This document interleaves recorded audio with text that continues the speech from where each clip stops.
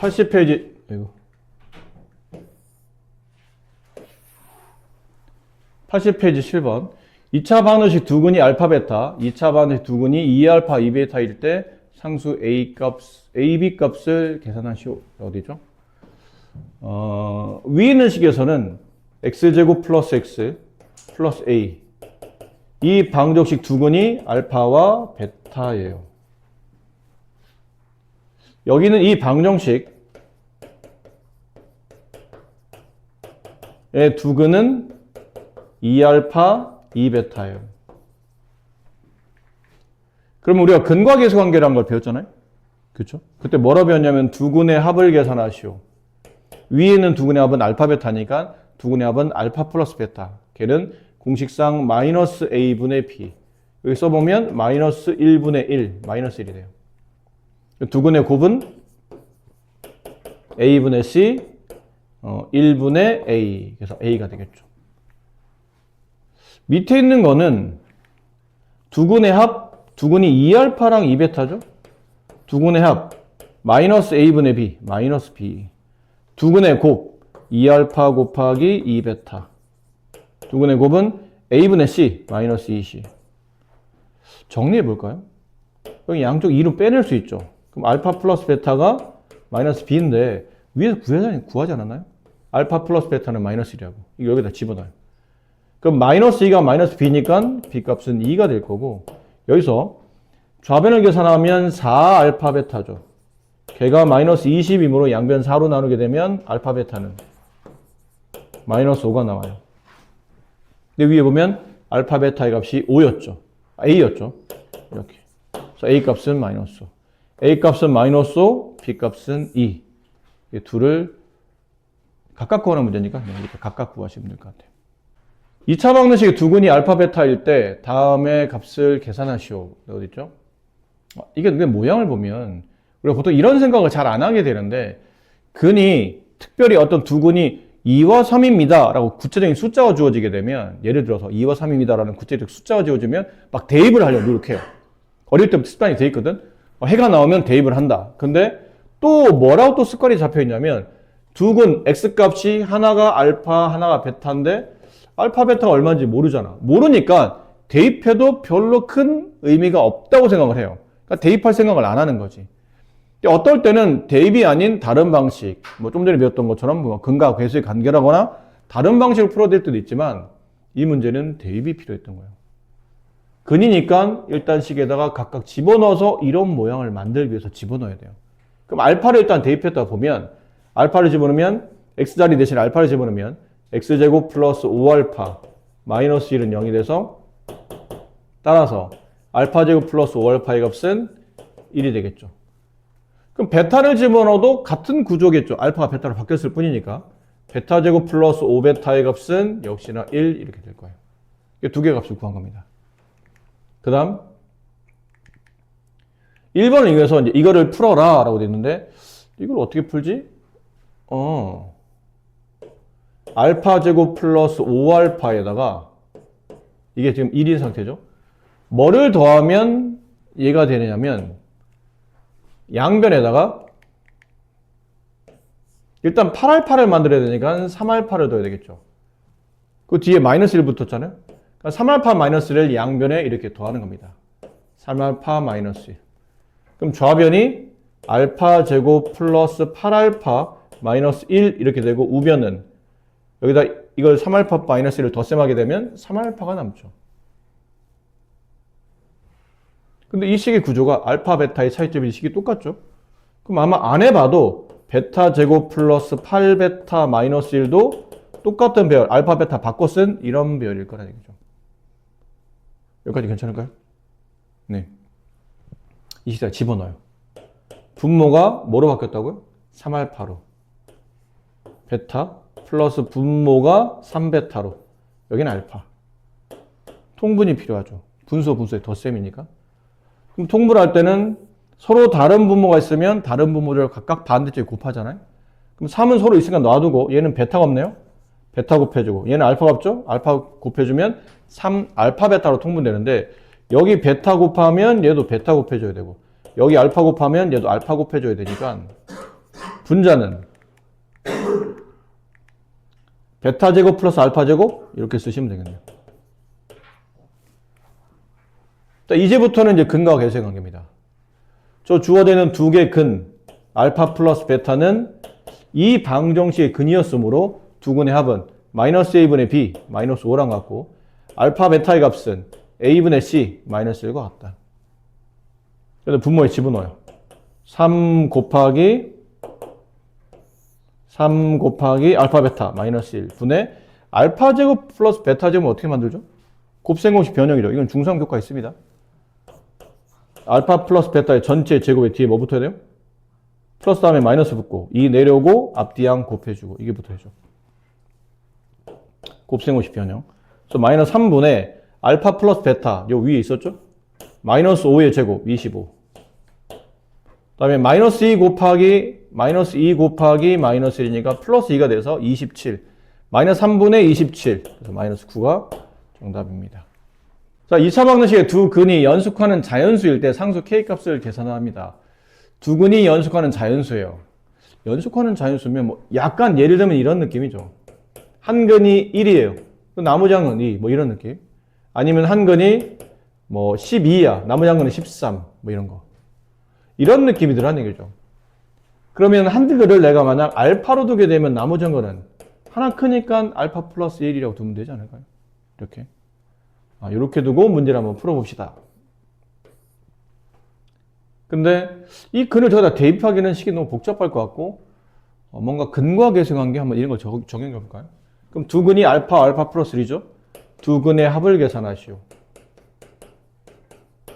근데 근을 정확히 모르는 상태니까 일단 한번 근과 계수의 관계라도 한번 써보자는 얘기죠. 두 근의 합 알파랑 알파 플러스 1을 더해요. 그럼 공식상 마이너스 a분의 1분의 c 마이너스 3k 마이너스 1 마이너스 a분의 b 그럼 얘는 음수 떨어져 나가면 3k 마이너스 1이 되죠. 정리해보면 2알파 플러스 1은 3k 마이너스 1 이런 식을 이제 만들어냈고 이번엔 두 근의 곱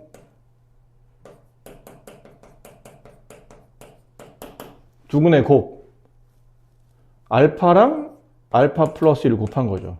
두 근의 곱 그게 공식상 a분의 c 그러면 a분의 c 9k 마이너스 6 이렇게 돼요.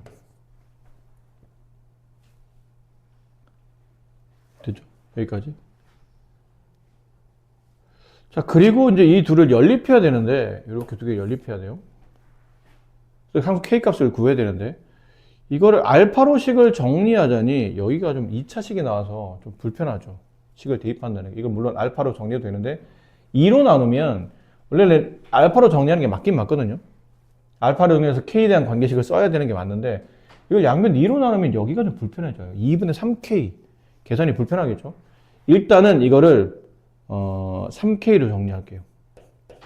3k는 이게 넘어가는 거니까 2알파 플러스 2 이렇게 되죠. 맞니? 무슨 말이 되시죠? 네. 여기다 9K를 만들어야 되니까 여기다 다시 3을 곱해요. 9K는 여기다 3 곱하면 6알파 플러스 6 이렇게 되죠. 이거를 이 자리에다 이렇게 집어넣읍시다.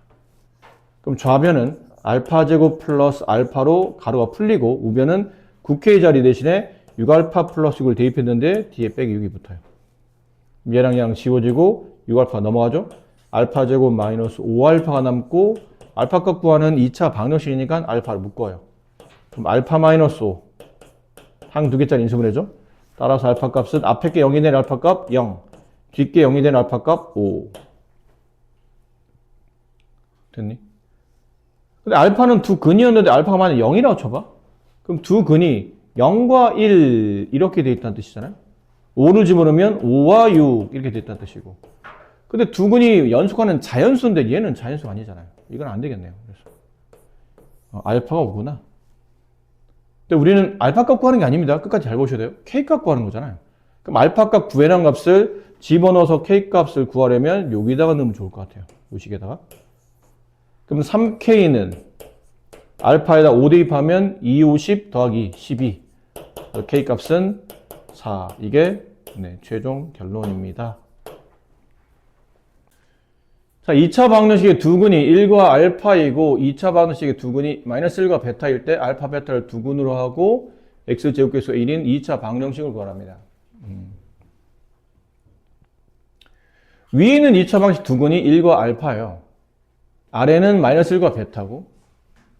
그럼 일단 1과 알파 값을 찾아야 되지 않을까요? 알파가 누군지? 왜냐면 이거는 알파, 베타가 얼마인지 알아야 얼마인지 알고 있는 그림을 가지고 제곱계수가 2인 2차 방식을 작성하는 거니까. 요 두 개를 가지고 정리해보면 제곱계수가 1인 2차 방정식인데 근이 알파, 베타라는 얘기는 x-알파, x-베타로 인수분해 돼 있어야 근이 알파, 베타 나올 것이며 제곱의 개수가 1이니까 이렇게 써주면 되겠죠. 그래서 얘를 분배하면 x제곱 마이너스 알파 플러스 베타 x 플러스 알파 베타는 0. 이걸 기억해도 나쁘진 않지만 항상 여기까지 기억해야 문제가 좀 쉬워지는 것도 있다고 그랬죠. 그래서 x제곱 마이너스 두근의 합 x 플러스 두근의 곱으로 2차 방정식을 작성할 수 있다라는 표현이었죠. 그래서 어쨌든 알파 베타를 찾아내야 돼요. 근데 고맙게도 위에 있는 식을 보니까 1이라는 근을 알아요.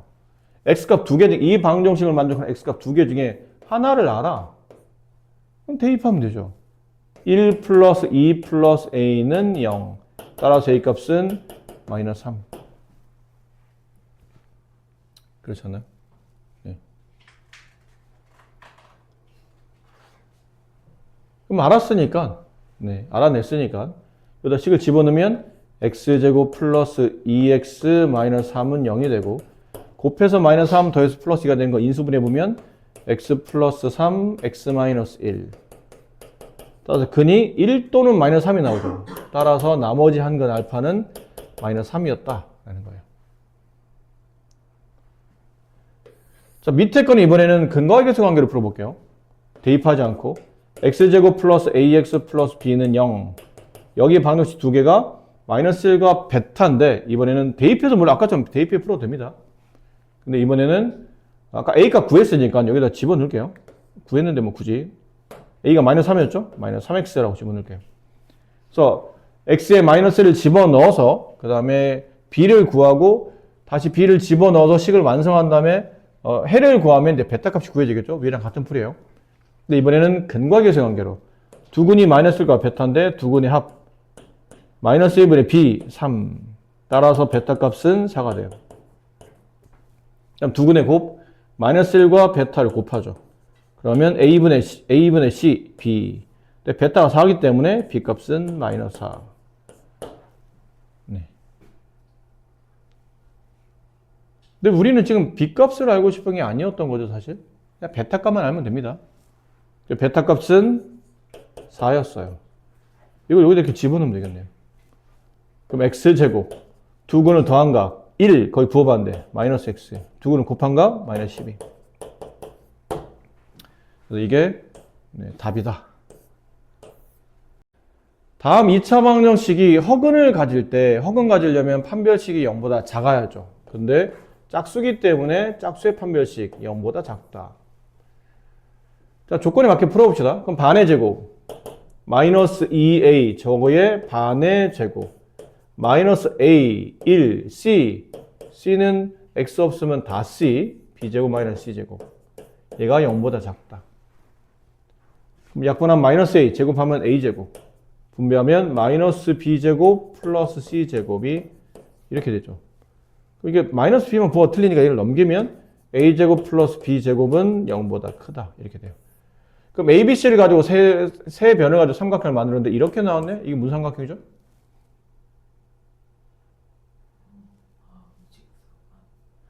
이거 왜 0이에요? 미안합니다. 뭐 하는 거야, 지금? 뭘 쓰고 있는 거야? 이렇게 된 거죠, 그치? 마이너스 b제곱을 넘긴 거니까.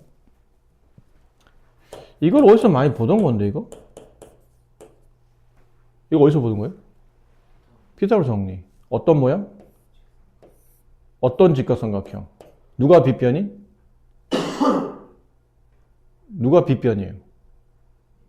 B가 빗변이. 나머지 AC를 그냥 각각 두 변에 나눠 가지면 되는 거니까. 이렇게 되는 직각삼각형인데 이건 등호일 때고 이쪽이 크다는 언제 성립하는 거죠, 그러면? 이게 크다가 성립할 때는 둔각 삼각형. 그죠? 둔각 삼각형. 이쪽이 더 빗변 길이, 빗변으로 가장 긴 변기가 더 길어졌다고 본다는 뜻은 빗변보다 더 길어졌을 때면 이 각도가 90보다 더 커졌을 테니까 당연히 B가 길어졌다는 얘기는 이 각도가 커졌다는 뜻이니까 90보다 커진 각, 둔각이죠. 2번이 정답입니다. 2차 방정식의 두근이 연속하는 짝수. 아까는 연속하는 자연수였죠. 그래서 그걸 미지수로 두는 방식이 연속하는 두 자연수면 알파, 그 다음에 알파 플러스 1 이런 느낌이지만 연속하는 두 짝수면 알파, 나머지 한 건 뭐라도 해요? 그렇지, 알파 플러스 2 이렇게 둬야죠. 네. 그래야 연속한 두 짝수가 되죠. 그럼 이것도 근거와 이것과 이걸 뭐 대입하기는 좀 불편하잖아요. 근거와 이것과 관계로 두 근을 더한 각, 두 근의 합, 알파 플러스 2 공식상 마이너스 a분의 b 바로 계산할게요. 마이너스 a분의 b 그러면 2k 두 근의 곱 알파 곱하기 알파 플러스 2 a분의 c 2분의 3k 플러스 7 이렇게 되겠죠. 분자를 정리해 봅시다. 위에 1번식을 정리해 봅시다. 이렇게 되고 이걸 양변 2로 나누게 되면 알파 플러스 1은 k라는 관계식이 나오죠. k 갖고 하는 겁니다. 그럼 알파 자리 대신에 이거는 알파 자리 대신에 k-1을 대입합시다. 왜냐면 k를 구해야 되니까 k가 남아야 돼서 알파는 지워지고 알파에다가 k-를 집어넣으면 알파는 사라지겠죠. 그럼 여기 알파에다가 k-를 대입해요. 여기 알파에다가 k-를 대입하면 k 플러스 1이 되죠. 우변은 2분의 3k 플러스 7 이렇게 되고 이건 합차잖아요. k제곱 마이너스 1 여기 2가 없어져야 되니까 양변에 2를 곱해서 1로 넘깁시다. 얘는 2를 곱한 것까지 쓸게요. 그러니까 k제곱 마이너스 1인데 2를 곱하게 되면 2k제곱 마이너스 2 우변은 3k 플러스 7 넘깁니다. 2차 방식 풀어야 되니까요. 넘어야죠. 2k제곱 마이너스 3k 마이너스 9는 0. 자, 인수분해 여기 2k 여기 k 이쪽 3 이쪽 3 여기 마이너스 여기 플러스 이렇게 두면 될 것 같아요. 곱하면 마이너스 6k 곱하면 플러스 3k 그럼 가운데 마이너스 3k 딱 맞고 그럼 2k 플러스 3 곱하기 k 마이너스 3 0 따라서 k 값은 마이너스 2분의 3 또는 3. 자, 근데 이게 k에 마이너스 2분의 3이 이거 들어간다고 쳐보세요. 생각해봐. k에 마이너스 2분의 3이 들어왔어요. 그럼 알파 값이 얼마가 돼야 돼요? 마이너스 2분의 5가 되잖아요. 근데 알파가 마이너스 2분의 5면 이게 연속한 두 짝수라는 게 성립하지 않을 거 아니에요. 얘는 안 되겠죠. 그럼 k가 만약 3이었다면 k가 3이에요. 그럼 알파는 2가 되죠. k 3 집어넣으면 알파는 2. 그럼 알파 플러스 2는 4. 2, 4라는 연속하는 두 짝수. 이건 성립하죠. k 값이 3이 정답이다. 1번이 답입니다. 5번 문제. 2차 방정식 두근 알파 베타에 대해서 알파 마이너스 베타가 루트 2일 때 양수 A 값을 구하시오. 자, 일단 원풀이를 보여드릴게요. 원래 일반적 교재에 많이 설명되어 있는 풀이는 이렇습니다. 두근이 알파 베타인데 지금은 이게 근을 구할 수 없는 구조죠. 인수분해나 근의 공식으로 근을 구할 수 없기 때문에 아마 근과 계수의 관계, 두근의 알파 빼기 베타이기 때문에 두근을 뺀 값에 관련된 표현이라면 두근의 합곱이 필요하지 않을까 싶어서 근과 계수의 관계로 접근합니다. 그럼 알파 플러스 베타, 두근의 합은 마이너스 a분의 b, 마이너스 a. 두근의 곱, 알파 베타는 a분의 c, 1. 자, 이렇게 돼 있죠. 이게 조건이에요. 근데 합과 곱을 가지고 뭘 구하라고 되어 있는 식이냐면 차를 구하라는 얘기예요. 그럼 이것도 역시나 중3 교과에 있는 곱셈공식 변형이죠. 이렇게 직접 비교할 수는 없죠. 그래서 뭘 붙이냐면 전체 제곱을 이렇게 붙여놓잖아요. 단 좌변의 제곱과 우변 제곱은 답이 똑같지는 않죠. 뒤에 뭐 붙었어야 되냐면 플러스 하면 항생, 부는 마이너스가 내려오고 2가 아니고 여기 2가 두 번 있죠. 4, 두 개항의 곱, 알파, 베타. 곱셈공식 변형. 기억하죠? 이번 여기 시험법입니다. 이거는. 여기다 집어넣어요. 이건 알잖아? 마이너스 a 제곱, a 제곱. 마이너스 4. 근데 여기는 알파 마이너스 베타가 루트 1이라고 되어 있잖아요? 얘가 루트 2예요. 루트 1을 제곱하면 2. 그래서 a 제곱은 6. 따라서 a 값은 플러스 마이너스 루트 6. 6의 제곱근. 근데 양수 a 값이니까 그래서 a 값은 루트 6만. 정답은 3번이다. 이게 원풀입니다. 교재에 있는 풀이.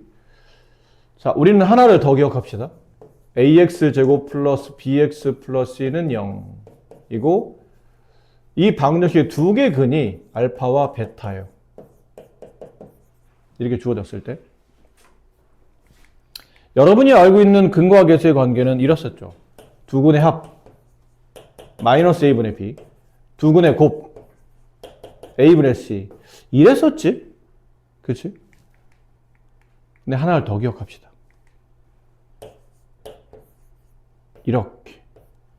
이렇게 되면 위에 있는 거는 두 근의 합의 개념이라면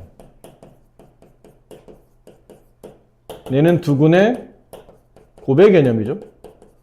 그럼 얘는 뭘까요? 그러면 얘는 두 근의 차가 됩니다. 두 근의 차이를 계산하죠. 근데 알파가 클지 베타가 클지 모르니까 일단 두 근을 뺀 다음에 절대값 씌우면 이게 두 근의 차가 돼요. 그 한글로도 가끔 나올 때도 있어요. 두 근의 차이가 얼마일 때. 그러면 이 말을 말해요. 근데 얘도 공식이 있어요. 근데 좀 공식 얘네들보다 좀 더 어렵긴 한데 그렇게 막 못 외울 정도는 아니고 절대값 a분의 a가 뭐죠? 이차함계수. 절대값 씌운 거 분의 루트 d. 루트 d가 뭐예요? 그러면 일단 외울 때 이렇게 외우는데 계산은 절대값 a분의 루트 b제곱 마이너스 4ac 이거 하라는 얘기예요. 아시죠? 근데 이건 또 오해하면 안 됩니다. 보통 우리가 판별식 처리할 때 왜 짝수일 때는 짝수의 판별식을 쓰잖아? 근데 그걸 써도 됐던 이유가 어차피 양을 4로 나눠도 양이고 음을 4로 나눠도 음이고 0은 4로 나눠도 0이라 짝수의 판별식을 쓴다는 뜻은 판별식을 4로 나누겠다는 뜻인데 4로 나눠도 양령 음의 구분이 달라지진 않기 때문에 뭐 굳이 상관없다는 거죠. 하지만 얘는 답이에요. 이거의 값을 구하는 문제인데 이걸 4로 나눠 이거 이차함계수가 짝수인데? 짝수니까 이 판별식 짝수의 판별 쓰면 안 되나? 그럼 답이 안 맞아요. 이건 그냥 이 숫자 자체로 답을 써야 되는 문제이기 때문에 이때는 짝수 판별식 이렇게 쓰지 않고 그냥 판별식대로 그냥 숫자 똑같이 대입하셔야 됩니다. 그럼 저 문제 여기 맞춰 풀어볼까요?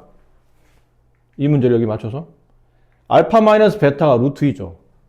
그럼 알파 마이너스 베타가 루트 2인 거니까 일단 좀 이따가 두 근의 차이가 지금 얼마인지 모르니까 두 근의 차 구하는 공식은 절대값 a분의 절대값 1분의 그러니까 1이니까 생략 바로 쓸게요. 루트 분자 b제곱 a제곱 마이너스 4ac 마이너스 4 그게 네 알파 마이너스 베타 루트 2 근데 거기 절대값이면 그냥 루트 2죠. 양면을 제곱해요. a제곱 마이너스 4 2 a제곱은 6 따라서 a 값은 양수값 루트 6 이렇게 돼요. 그러니까 이 공식을 알면 아까보다 훨씬 더 문제풀이가 단순해지죠. 곱셈 공식을 적용시키지 않고 바로 위에서 기억했던 공식을 바로 적용하면 비교적 단순하게 답을 구할 수 있어요. 문제가 더 어려워지면 더 좋아집니다. 이 풀이는. 어려우면 어려울수록 이 풀이가 더 좋아요. 단순하면 왼쪽 오른쪽이 뭐 크게 차이 없을 수도 있지만 어려우면 훨씬 더 좋은 풀이가 되니까 남들은 근거와 계수 관계를 이 노란색 두 개를 외우지만 우리는 빨간색까지 해서 세 개를 외우는 걸로 일단 오늘부터는 약속하도록 할게요. 자, x에 대한 2차 방정식이 두 실근의 절대값이 같고 부호가 반대일 때 상수 k값을 구하시죠. 자, 이게 잘 보셔야 됩니다. 이게 무슨 말이냐면 방정식에 두 개 근이 있는데 그게 절대값은 같은데 부호가 반대라는 얘기는 예를 들면이에요. 예를 들면 x는 3 나머지 하나는 마이너스 3, 뭐 이런 거. 또는, x는, 1 플러스 루트 2, 또는 마이너스 1 마이너스 루트 2, 뭐 이런 종류들을 말해요. 절대값은 같은데 부가 반대, 이런 걸 말해요. 숫자는 똑같은데 반대부를 가지고 있는 것. 그럼 이렇게 하다 보면 내가 한 근을 만약 알파로 두게 되면 나머지 한 근은 마이너스 알파가 되겠죠. 이해돼요? 같은 모양인데 부호 반대라는 뜻이거든요. 됐죠?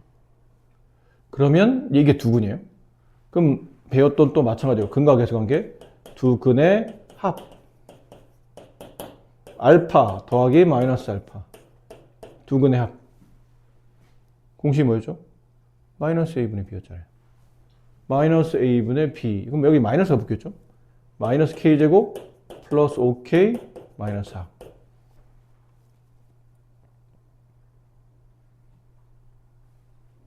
두 근의 곱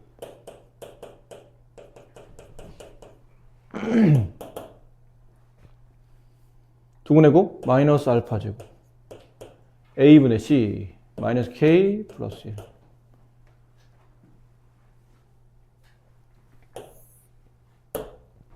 위를 풀어보면 좌변이 0이죠.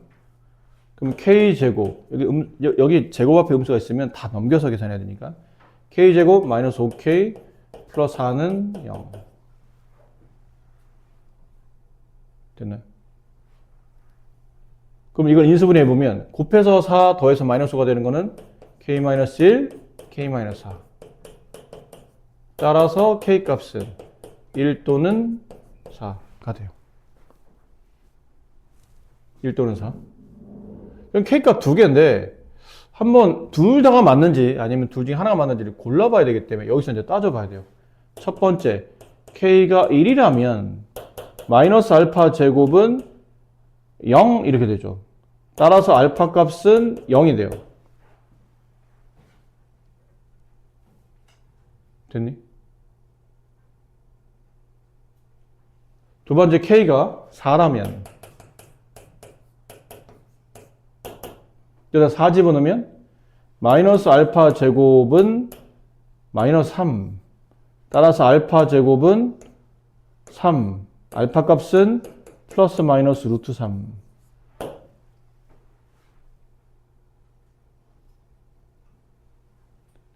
근데 절대값은 같고 부가 서로 반대잖아요. 그러니까 k가 1이 되면 저 근이 0이 되거든요. 그럼 한 근이 0이면 나머지 한 근은 마이너스 양의 개념인데 요즘에 이렇게 문제 내면 좀 애매하긴 하거든요. 정확히 이게 0이었는지 아닌지 구분해 줘야 되는데 0은 부호를 붙여도 서로 같아지기 때문에 플러스 0이든 마이너스 0이든 서로 같고 절대값도 같고 부가 서로 반대라고 말할 수가 서로 반대. 네, 이건 안 될 것 같아요. k가 1이 되게 되면 알파가 0이 나오죠. 그럼 두 근의 곱은 절대값은 같은데 부가 반대이기 때문에 두 근의 곱은 뭐가 되어야 돼요? 음수가 나와야 되거든. 두 근의 곱은 음수. 그렇지?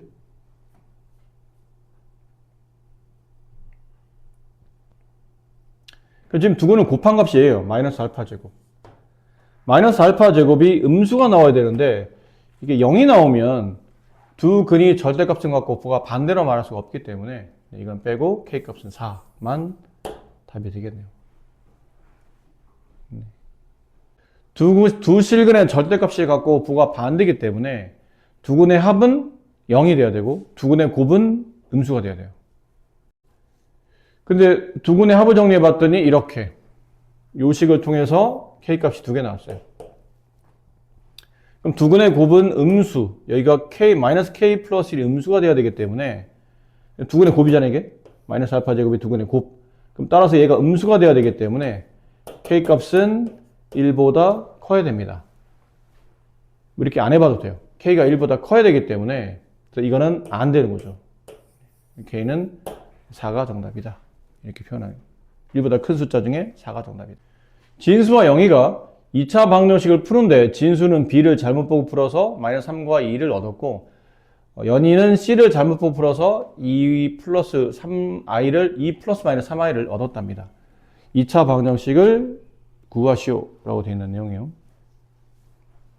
자, 두 사람을 봅시다. 일단 진수라는 친구는 어쨌든 이 방정식 하나를 푸는데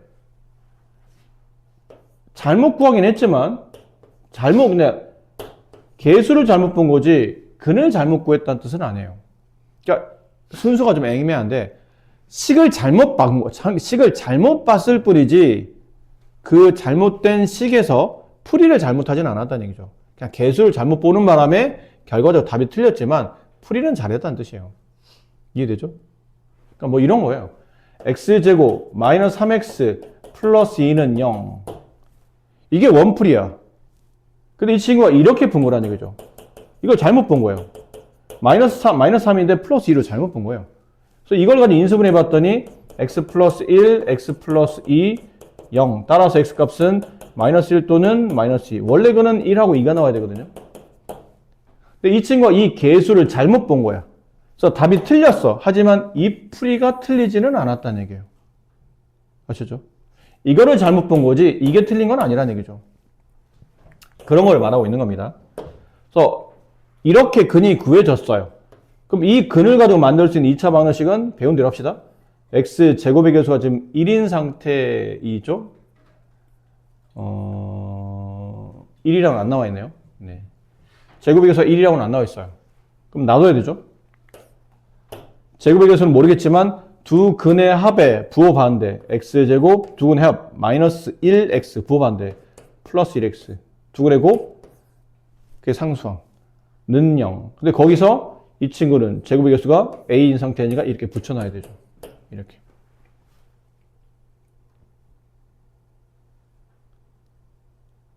됐습니까? 그걸 풀면 ax 제곱 플러스 ax 마이너스 6a는 0 이렇게 돼요. 됐지? 이해되셨죠? 근데 이 친구 뭘 잘못 봤다고요? b를 잘못 봤대요. 이게 b자리잖아요. 얘를 잘못 본 거예요. 그럼 나머지 잘 봤다는 얘기죠. 그럼 나머지 남겨두세요. 그 다음에 연이라는 친구는 근을 2 플러스 마이너스 3i라고 구했어요. 그럼 배운 대로 두 근이 2 플러스 3i, 2 마이너스 3i니까 x제곱 2차식을 만들면 x제곱 두 근을 더하세요. 2 플러스 3i와 2 마이너스 3i를 더하면 4죠. 거기 부호반대 마이너스 4x. 그 다음에 상수는 두 근의 곱을 써야 되죠. 켤레끼리 곱하면 실수 부분의 제곱 플러스 허수 부분의 제곱이라고 복수수 할 때 배웠습니다. 4 플러스 9, 13. 근데 이 친구도 역시나 제곱의 개수가 지금 a인 상태니까 이렇게 붙여놔야 돼요. 문제에서 제곱의 개수가 얼마인지 나와 있지 않기 때문에. 그럼 분배하면 ax 제곱 마이너스 4ax 플러스 13a 이렇게 써줘야 되는데 이 친구 알고 보니까 C라는 얘기는 맨 끝에 붙어있는 상수항을 잘못 봤다는 얘기예요. 이렇게. 이거 지우고. 그럼 다시 붙이면 되잖아요. 잘 돼 있는 것만 붙이면 되는 거니까 잘 돼 있는 관계식은 ax 제곱 마이너스 4ax 마이너스 6a 이렇게 봤다는 얘기죠. 이거의 근을 구하랍니다. 양변을 a로 나누면 되겠네요. 그렇죠? 2차 관계에서는 이게 0이 아닐 테니까. 그래서 a로 나누면 x제곱 마이너스 4x 마이너스 6은 0. 인수분해 되는 듯한데 안 됩니다, 이거. 그렇죠?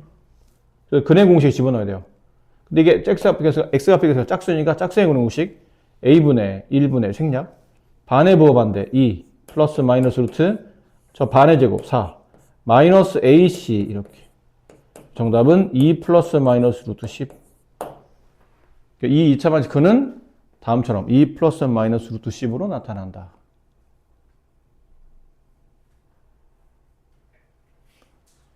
선생님, 처음부터 a를 지우고 하면 안 됩니까? 문제풀이는 어쨌든 결과적으로 나중에 a가 약분되기 때문에 이 문제는 a를 지워도 되는데 다른 어떤 문제에서는 제곱의 개수가 결정되지 않은 상태로 마음대로 지웠다가 나중에 또 문제가 될 수도 있기 때문에 습관적으로 제곱의 개수가 뭐라고 정의되어 있지 않으면 이렇게 붙여놓는 습관을 해두는 게 좋습니다. 자, 78쪽에 있는 이 개념은 저번 시간 잠깐 시간 때문에 뺐던 단원인데 켤레근이라는 거거든요. 켤레근은 보통 근의 루트 앞에 있는 부가 반대일 때 보통 켤레근이라고 불러요. 그래서 x의 근이 a 플러스 b 루트 m일 때 나머지 한 거는 a 마이너스 b 루트 m 이렇게 표현되는 단 이 A, B는 일반적으로 유리수일 때입니다. 그러세요? 자, 켤레근은 이런 뜻입니다. 혹은 이렇게 루트가 나오는 것 말고 i가 나오는 루트 앞에 어차피 루트 안에 음이 있으면 바깥으로 빼내면 i가 되죠. 그래서 a 플러스 bi 여기에 반대보인 a 마이너스 bi. 단 여기서 a, b는 앞에서 a, b는 유리수의 개념이라면 여기서 a, b의 개념은 실수의 개념이죠. 이렇게 되어 있는 케이스가 보통 켤레근이에요. 루트 혹은 i 앞에 있는 보가 반대 부호일 때 보통 우리는 켤레근이라고 말하는데 여기 좀 중요한 단어에 박스 표시가 안 되어 있네요. 여기 a, b, c가 유리수일 때 한 근이 p 플러스 q 루트 m이면 나머지 한 거는 반대 부호인 q 마이너스 p 마이너스 q 루트 m이 된다. 단 p, q는 유리수이며 루트 m은 무리수이다 라고 되어 있죠. 루트 m 무리수. 이 말이 중요해요. a, b, c가 유리수일 때. 여기도 a, b, c가 실수일 때 그때는 i 앞에 부호가 반대로 붙는다라는 거. 저게 굉장히 중요한 조건입니다. 저 조건이 아니면 꼭 켤레로 근이 나타나지 않을 수도 있어요. 그래서 이게 연습 문제를 풀어보면 이런 것. 자, 2차 방정식의 한 근이 다음과 같을 때 나머지 한 근과 유리수 AB 값을 계산하시는 문제인데 근이 나왔으니 이게 근이잖아요, 지금. X값이 1 플러스 루트 2라는 근을 간다는 뜻이거든요. 그럼 이걸 여기다 대입하는 개념은 여기서는 아니고요. 그렇게 푸는 게 아니고 한 근이 1 플러스 루트 y인데 나와 있는 제곱의 개수 1차항 개수 a, 상수항 b. 근데 문제 a, b가 유리수로 돼 있으니까 1a, b는 모두 다 유리수. 개수가 다 모두 다 유리수라면 한 근이 1 플러스 루트 2면 나머지 한 근은 루트의 반대 부호인 1 마이너스 루트 2가 됩니다. 그럼 두 근을 안 상태잖아요? 그럼 약간 이런 느낌 아닌가요? 한 근이 네모, 다른 한 근이 세모일 때 2차 방정식을 작성하시오. 더군다나 제곱 앞에 있는 개수가 1인 상태라면 x제곱 마이너스 두 근의 합의 x 플러스 두 근의 곱이 상수. 이거 최근에 계속하고 있어요. 이거 헷갈리면 안 되죠. 여기 맞춰서 이 방정식을 푸는 겁니다. 그럼 x제곱 두 근의 합치면 2 부호 반대 마이너스 2x 두 근의 곱 켤레끼리 곱하면 실수 1의 제곱 허수 이건 아니죠. 이건 켤레 복소수가 아니고 그냥 켤레 무리수니까 합차의 곱셈 공식 1의 제곱 마이너스 루트 2의 제곱 1 마이너스 2 마이너스 1 이렇게 2차 방식이 만들어지므로 따라서 a 값은 마이너스 2가 되고 b 값은 마이너스 1이 됩니다. 라고 문제를 푸시면 되고 이렇게 해도 되고 아니면 근을 알고 있으니까 근과 계수 관계 있죠. 두 근의 합을 계산하시오. 두 근의 합, 한 근이 1 플러스 루트 2, 나머지 한 근이 1 마이너스 루트 2. 두 근의 합, 2. 근데 공식에 맞춰 써보면 마이너스 a분의 b, 마이너스 a. 따라서 a 값은 마이너스 2. 두 근의 곱. 저 구조에서 본다면 a분의 c, b. 근데 두 근을 직접 곱하라는 얘기잖아. 얘랑 그냥 곱하면 합차가 돼서 마이너스 1. 그래서 a는 마이너스 2, b는 마이너스 1. 이렇게 구할 수도 있고요. 두 가지 방법을 다 기억하는 게 좋습니다. 하나만 하지 마시고 둘 다를. 그래서 이 문제는 방정식을 작성해서 푸는 걸 풀었다면 그 다음 문제는 근과 계수 관계랑 풀어보시고 또 다음 문제는 방정식 작성, 그 다음은 또 근과 계수 관계 왔다 갔다 하면서 이쪽에 있는 개념을 연습해 보시면 좋을 것 같아요. 26번 같은 건 조심해야 되죠. 근이 루트 7 마이너스 2 그럼 나머지 한 거는 루트 7 플러스 2 이렇게 하면 안 되는 거죠. 루트의 부호가 반대가 되는 거니까 루트 7 마이너스 2의 반대 루트 값은 마이너스 루트 7 마이너스 2입니다. 이런 거 좀 조심하셔야 돼요. 자, 여기도 이번에는 개수가 모두 실수일 때 실수라고 되어 있죠. 제곱의 개수는 1이고 AB는 밑에 문제 보면 실수 AB라고 되어 있으니까 개수가 모두 실수라면 한 근이 1 플러스 i일 때 나머지 한 근은 1 마이너스 i 켤레 복소수가 됩니다. 그렇죠? 이것도 이제 두 가지 방법으로 한 번은 2차 방정식 작성, 한 번은 근과 계수 관계. 2차 방정식 작성한다면 x제곱 두 근의 합 2 반대부 마이너스 2x 두 근의 곱 켤레 복소수끼리 곱하면 실수 부분 1의 제곱 1 허수 부분 1의 제곱 1 둘을 더하면 2 이렇게 되며 근과 계수 관계를 푼다는 뜻은 두 근의 합 1 플러스 i 플러스 1 마이너스 i 얘는 마이너스 a분의 b 마이너스 a랑 같고 두 근의 곱 1 플러스 i랑 1 마이너스 i를 곱하면 a분의 c, b랑 같더라. 그래서 a 값은 마이너스 2가 나오겠죠? 얘랑 지워지고 마이너스 넘어가면 a 값은 마이너스 2. B값은 요거 푼 거니까 켤레끼리의 곱. 정답은 2. 이렇게 A, B 값을 구할 수도 있죠. 자, 첫 번째 단원도 보시면 이렇게 나와 있잖아요.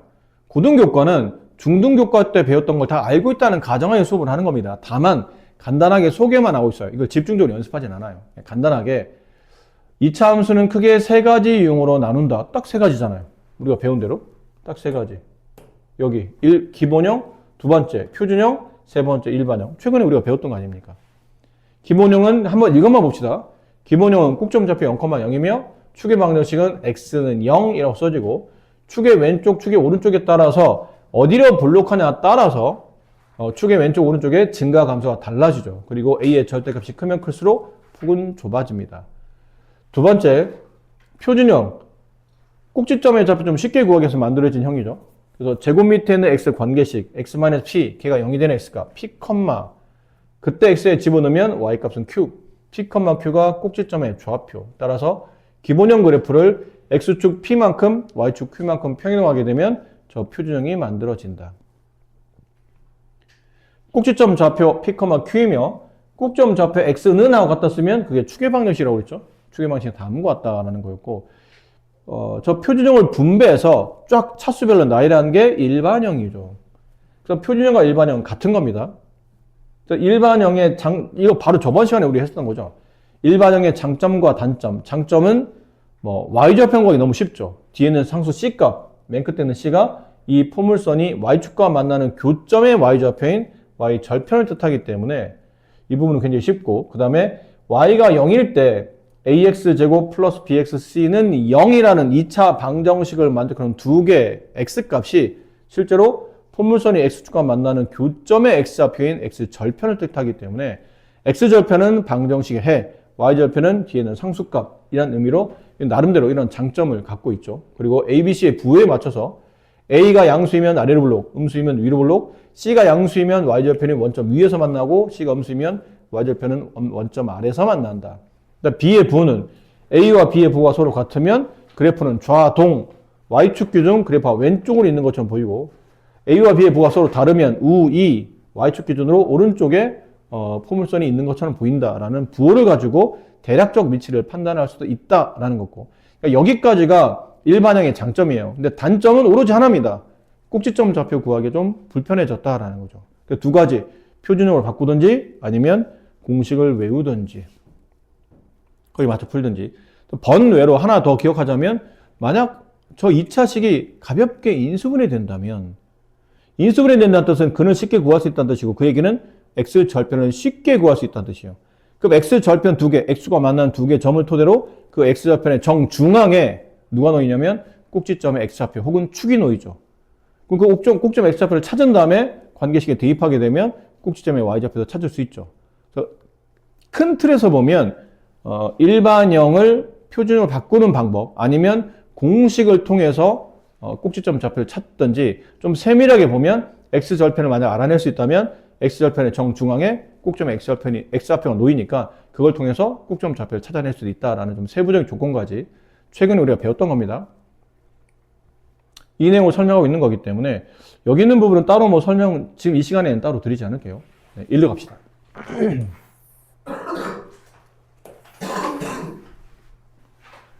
2차 방정식과 2차 함수의 관계라는 건데 2차 방정식을 배우고 난 다음에 바로 2차 함수를 배우는 이유가 있을 거란 얘기죠.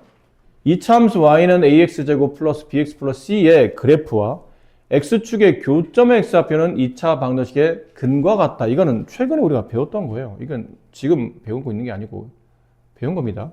그리고 이게 뭐랑 같으냐면 그래프가 x축과 만나는 교점의 개수가 방정식의 실근 개수와도 같고 그 다음에 교점의 x좌표, 이게 x절편이죠, 사실은. x절편이 우변에 있는 이 ax제곱 플러스 bxc가 0이 되는 2차 방정식의 근과 같다, 해랑 같다라는 의미였죠. 그러다 보니까 x축과 만나는 교점의 개수가 실제로는 실근의 개수, 방정식을 만족하는 근의 개수와 일치하더라. 그러다 보니까 크게 이제 세 가지 형태로 나타나죠. x축과 포물선이 그냥 예를 들어 아래로 블록하다 칩시다. 아래로 블록한 포물선 이렇게. 근데 x축과 맺는 위치 관계는 이런 모양만 하나 있진 않죠. 포물선이 x축과 맺는 위치관계는 x축과 안 만날 수도 있고 안 만날 수도 있고 이렇게 x축과 한 점에서 만날 수도 있고 아니면 x축 두 점에서 만날 수도 있을 거예요. 이렇게 세 가지 형태로 쓰다 보니까 첫 번째 얘는 x축과 안 만나죠? 그럼 x축과 안 만난다는 얘기는 x축 위에 있는 점의 특징이 y가 0이 돼야 되거든요. 이게 x축의 수학적 식이잖아요. 그럼 2차 식에 이 포물선이 y는 ax 제곱 플러스 bx 플러스인데 결국은 이 포물선이 0이 되는 x값이 없다는 뜻이에요. 이게 x축과 만나져야 y가 0이 될 텐데 결국은 이 방정식이 0이 되는 x가 존재하지 않아요. 그러니까 실제로 근이 존재하지 않는다. 실제로 만나는 점이 실근인데 실제로 만나는 근이 없으므로 방정식의 판별식이 0보다 작아집니다. 실근이 아니란 얘기예요. 근이 존재하지 않는, 실근이 존재하지 않는 케이스. 얘는 포물선과 x축이 한 점에서 만나죠? 그럼 이 2차 방정식이 0이 되는 x값이 딱 여기 한 군데, 이걸 알파라고 합시다. 딱 알파라는 한 군데 존재한다는 얘기죠.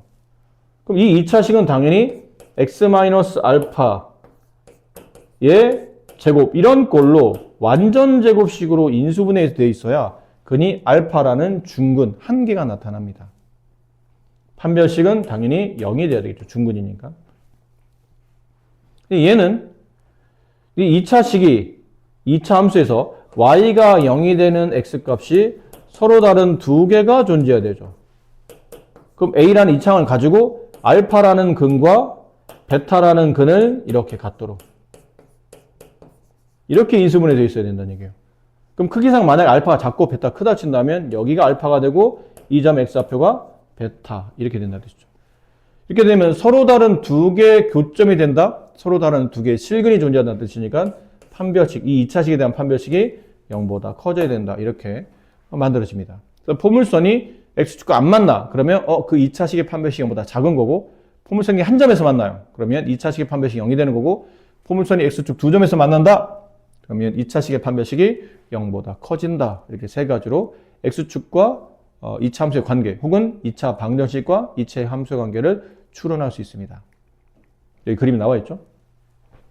선생님은 아래로 블록한 거 예를 드렸는데 밑에 보면 위로 블록한 것도 예를 들어놨으니까 이렇게 그림을 보시고 잘 판단하시면 돼요. 그렇죠? 그래서 뭐 이런 거 한번 잠깐 풀어보면 다음 2차 함수가 밑에 있는 그림과 같을 때 ax 제곱 플러스 bx 플러스 c는 0의 해를 계산하시오. 이 방정식이 어디서 나온 거냐면 오른쪽에 있는 2차식은 0을 만드는 2차식을 0 만들었을 때 방정식이죠. 그럼 저 2차식이 0이 되는 방정식의 해를 구하라는 얘기는 그래프의 교점의 x좌표를 찾아라는 얘기고 교점의 x좌표가 두 개 있네요. 그래서 이 방정식 해는 보나마나 x는 마이너스 1과 4를 근으로 갖겠죠. 얘는 x는 0과 5를 근으로 가질 테고 얘는 x는 2라는 중근을 가질 테고 얘는 x는 3과 6이라는 근을 갖게 된다라는 겁니다. 간단한 내용 같고요. 뭐 이런 거 주어져 있는 포물선이 이것도 중등교과죠. x축과의 교점의 좌표를 찾으시오. 그러면 이 포물선이 x축과의 교점을 잡으라고? 그럼 x축과의 교점이라는 얘기는 y가 0이 되는 위치를 잡으라는 얘기인데 그럼 y가 0이 될 때 x값을 구하라는 얘기네? 2차 방정식을 풀라는 얘기네. 항이 두 개짜리잖아? 그럼 인수분해 2x로 묶어요. x-4. 그럼 두 개를 곱해서 0 되는 케이스가 얘 0 되거나 얘 0 되는 x값은 0 또는 4가 있겠죠. 그럼 x축의 교점의 좌표를 구하라는 얘기는 포물선이 아래로 블록한데 이때 x축과 만나는 교점이 0과 4에 있다는 뜻이잖아요. 교점의 x좌표가. 근데 교점의 좌표를 구하라고 했으니까 답은 0,0, 4,0 좌표를 구하라면 이렇게 쓰시면 됩니다. 그렇죠? 이렇게 해서 두 점을 지난다라는 걸 알 수 있다는 얘기지. 이런 내용들이에요. 여기도 비교적 쉬운 내용이니까. 그 다음에 교점의 개수, 뭐 이런 거 하나 해볼까요? 이렇게 두 개 한번 해봅시다. 다음 포물선이 x축과 만나는 교점의 개수가 몇 개입니까? 문제 의도를 정확히 파악해야 됩니다. 교점을 찾으려면 아까처럼 인수분해나 근해 공식을 통해서 그 교점의 x값이 어디 있는지를 x값을 구하는 거지. 그래서 인수분해나 근해 공식이 필요한 거고, 이제는 이 문제는 교점이 어디냐를 물어본 게 아니고 교점이 몇 개이냐 물어본 거니까 실근의 개수를 물어본 거죠. 근이 있다면 그 근의 개수는 몇 개니? 라고 물어봤으니 그때는 인수분해나 근해 공식이 아닌 판별식이 필요했던 거예요. 그렇죠? 판별식은 그럴 때 쓰잖아. 실근인지 허근인지, 근이 있는지 없는지, 있다면 몇 개인지, 그런 걸 구분할 때 쓰는 게 판별식이기 때문에 근의 개수를 구하시오. 아, 판별식을 쓰자. 인수분해나 근해 공식은 필요 없다. 그럼 이 식에 대한 판별식 b제곱 마이너스 1의 제곱 마이너스 4 곱하기 a 곱하기 c 했더니 0이네. 판별식 0이 됐다는 뜻은 실근의 개수가 1개, 중근이라는 거죠. 밑에 것. 자, 위와 아래 차이점은 똑같은 문제인데 여기 x 앞에 개수가 음수죠. 아니 짝수죠. 그러면 짝수의 판별식, 어차피 지금은 근을 판단만 하는 거니까 짝수의 판별식을 쓰자. 4분의 d. 그럼 저 반의 제곱 마이너스 4 빼고 ac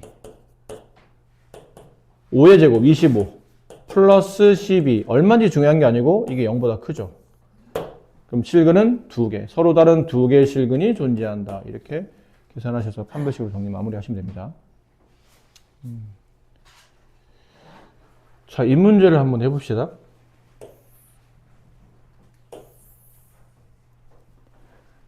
다음 이차함수의 그래프와 x축의 위치 관계가 다음과 같을 때 k값 또는 k의 범위를 구하시오. 24, 서로 다른 두 점에서 만난다.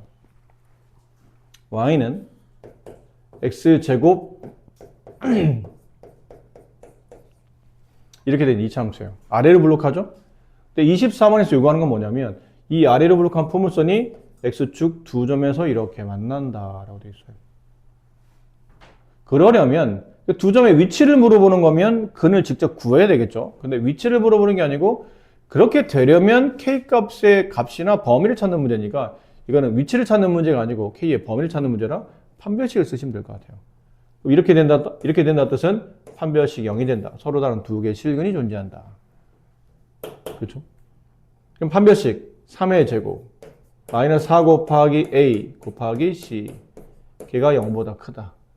그럼 9-4k가 0보다 크다. 넘긴 다음에 양변 마이너스 4로 나누면 k는 4분의 9보다 작다라는 간단한 1차 분식이죠. 24번 답은 이거고요. 그럼 25번의 답은 한 점에서 만난다? 중근을 갖네요. 판별식 0이 된다. 또 풀 필요 있을까요? 어차피 판별식 풀면 이 식일 테고 이 식을 정리한 게 이 식이잖아요. 그럼 9-4k가 판별식을 정리한 식인데 이번에는 0이 되는 거니까 따라서 k값은 4분의 9가 된다. 26번 만나지 않는다. 아래로 블록한 포물선이 x축과 안 만난다. 그럼 근이 존재하지 않는다. 실근이 없기 때문에 판별식보다 작은 겁니다. 이게 공중에 붕 떠 있으니까 이게 x축보다 위에 있으니까 크다라고 자꾸 생각해서 판별식 반대로 쓰는 분들 계신데 이거는 안 만나요. 안 만나니까 근이 존재하지 않아서 실근이 없는 케이스, 판별식보다 작은 케이스입니다. 그럼 똑같죠? 판별식은 2인 거고 이거의 판별식을 정리한 식이고 걔가 0보다 작다는 거지. 그럼 이 부동 방향이 반대일 테니까 저 반대복을 쓰시면 되죠. 반대 방향 이렇게 쓰시면 네. 안 만나는 k값의 범위가 나타나죠. 그래서 이런 문제는 어차피 하나만 풀면 나머지 두 개는 그냥 등호라든지 부동호 방향을 반대로 쓰면서 답을 쓰면 되기 때문에 하나만 잘 푸시면 됩니다. 자, 이차함수 그래프와 직선의 위치 관계. 좀 전에는 이차함수 그래프와 x축의 관계였다면 이제는 직선의 관계입니다. 기울기를 가지고 있는 직선. 포물선이 있어요. 여기 책에 나와 있죠. 포물선이 있는데 이 포물선과 기울기를 가지고 있는 직선이 있어. 근데 걔가 이렇게 안 만날 수도 있겠죠. 위치 관계가. 아니면 이렇게 이동하다 보니까 이렇게 포물선과 한 점에서 이렇게 접한다 표현하죠. 한 점에 만날 수도 있고 아니면 이런 식으로 두 점에서 만날 수도 있어요. 그러다 보니까 교점을 찾으려면 기본적으로 우리는 뭘 했어야 되냐면 교점을 찾기 위해서는 그래프를 그려서 교점 찾지는 않잖아요. 지금까지 여러분 문제 풀 때 직선의 교점이든 포물선의 교점이든 교점 찾을 때 그래프를 그려서 교점 찾았나요? 아니에요. 실제는 뭐 했냐면 연립시켰죠. 관계식끼리 연립시켜서 연립방정식의 해를 구했던 겁니다. 그 해를 보통 교점의 x좌표로 잡았던 거죠. 그럼 포물선과 직선을 교점을 찾아서 이 관계를 이해하겠다는 뜻은 기본적으로 둘을 연립하겠다는 뜻이에요. 연립. 그럼 이 포물선식이 y는 ax제곱 플러스 bx 플러스 c가 되고 여기 있는 직선을 y는 mx 플러스 n이라고 합시다. 이래 된 겁니다. 연립하겠다는 얘기는 얘랑 같다고 두겠다는 얘기죠. 그럼 교점이 있다면 그 교점의 y값은 서로 같을 때니까 얘랑도 서로 같다고 연립시키겠다는 얘기예요. ax제곱 플러스 bx 플러스 c는 mx 플러스 n과 같다라고 연립시키겠다는 얘기죠. 근데 당연히 동량이 있으니까 넘겨야 될 거 아닙니까? 이항을 하겠다는 얘기죠. 이항을 하면 b-mx로 동량 묶이고 플러스 c-n으로 상수항이 동량 묶여요. 그럼 이게 1차항계수, 이게 2차항계수, 얘가 1차항계수, 얘가 상수항 이렇게 정리가 되는 거죠. 그런 다음에 연립한 다음에 판별식을 써봤더니 왜 판별식? 이것도 2차 방정식이니까 2차와 1차를 연립하면 2차와 1차를 연립하면 2차 방정식이 나옵니다. 그럼 이 2차 방식에 판별식을 써봤더니 판별식이 0이 된다는 뜻은 그건 교점이 2개라는 얘기잖아요. 교점이 2개라는 뜻은 그래프를 그리게 되면 죄송합니다. 판별식이 0보다 커졌다는 얘기는 서로 다른 2개의 실근이 존재한다는 뜻이고 방정식에 서로 다른 2 실근이 존재한다는 뜻은 그래프가 2개 교점, 포물선과 직선이 지금처럼 2개의 교점을 갖게 된다는 뜻이에요. 그 다음 연립해서 판별식을 풀었더니 판별식이 0이 돼서 실근이 1개, 중근을 갖게 되면 그때는 포물선과 직선이 한 점에서 만나서 교점을 하나를 가져야 되기 때문에 이렇게 접하는 케이스. 판별식이 0보다 작아지면 실근은 없죠. 연계화되기 때문에 포물선과 직선이 만나지 않아서 실근이 없으면 교점도 없다는 개념이에요. 지금처럼 직선과 포물선이 두 점에서 만나. 그럼 둘을 연립시켜요. 말했죠? 연립하는 건 별로 어렵지 않습니다. 이 2차식과 이 1차식 같습니다. 라고 둔 다음에 이항하면 이런 식이 나오죠. 저거 외울 필요 없습니다. 그냥 이항을 해서 동력끼리 모은 것 뿐이지 이걸 왜 외워? 이거 외울 거 없고 이런 2차식 방정식을 만들었을 때 판별식이 0보다 크면 서로 다른 2 실근 따라서 2개의 교점을 갖게 되고 판별식 0과 같으면 키워서 이 식을 통해서 판별식 0보다 크면 서로 다른 2 실근 따라서 2개의 교점 판별식 0이 되면 교점 하나 접하는 케이스 판별식 0보다 작으면 실근이 없기 때문에 둘이 공통적으로 만족하는 근이 없다는 뜻이에요. 그렇게 해석하시면 돼요. 둘을 동시에 만족하는 근이 없다. 둘을 동시에 만족하는 x 좌표가 없다. 교점이 없다라는 뜻으로 이렇게 만나지 않는 케이스로 생각하시면 됩니다. 자, 여기 관련된 문제는 다음 시간에 푸는 걸로 하고